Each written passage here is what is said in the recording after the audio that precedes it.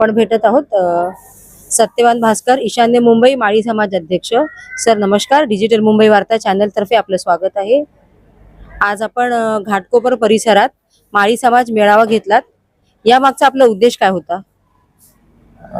ताई नमस्कार. आज हा जो ईशान्य मुंबई माळी एकताचा किंवा मुंबईचा जो माळी समाजाचा मेळावा मी घेतला, त्याच्यामध्ये माझ्या दोन संकल्पना होत्या. पूर्वी माझे वडील ईशान्य मुंबई माळी एकता मंडळाचे अध्यक्ष होते. त्याच्यामध्ये अशी इच्छा होती की ईशान्य मुंबईमध्ये माळी समाजाचं एक संघटन असावं.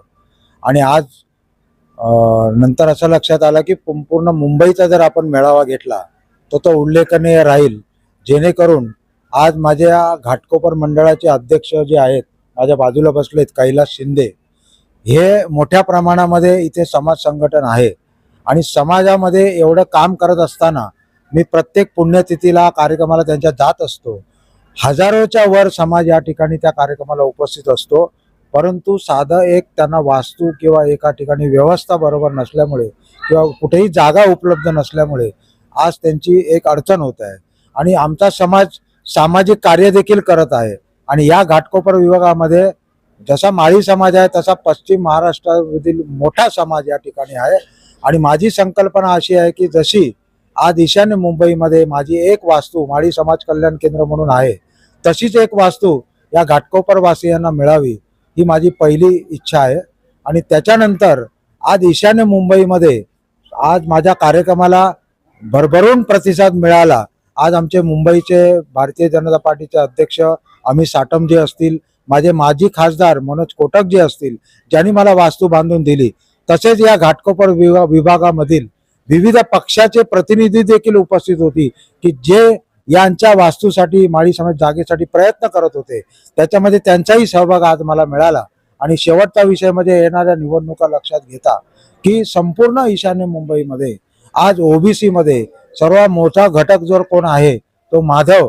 मा म्हणजे माळी, ध म्हणजे धनगर आणि व म्हणजे वंजारी. त्याच्यामध्ये मोठी भूमिका आम्हाला घेताना आज भरभरून समाजाने आम्हाला प्रेम केलं.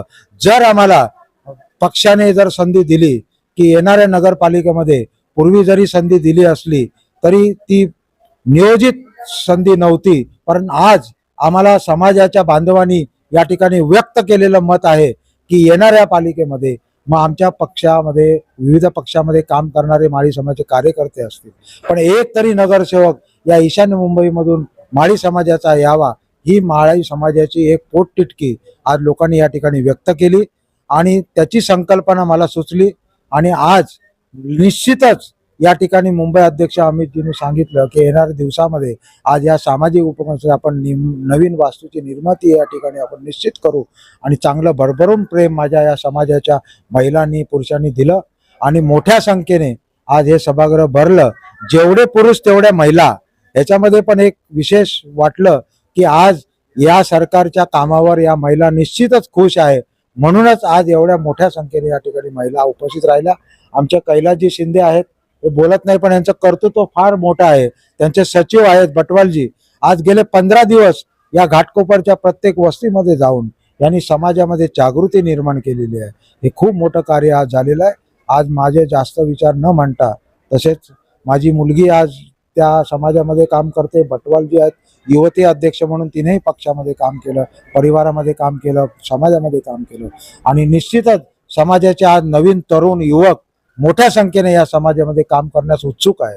आणि एवढंच मी या ठिकाणी मनोगत व्यक्त करतो की याच्यापेक्षा सुंदर कार्यक्रम आम्ही निश्चितच याच्यानंतर काही कालावधीमध्ये, आज आम्हाला जागा कमी पडली, हे जागा आम्हाला पुढचा कार्यक्रम तर मला वाटते मोठ्या मैदानात घ्यावा लागेल.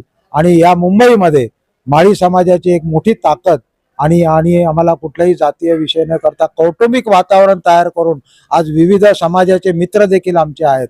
आणि आम्ही एक दिलाने एकजुटीने काम करू, एवढंच मी माझं व्यक्त करतो.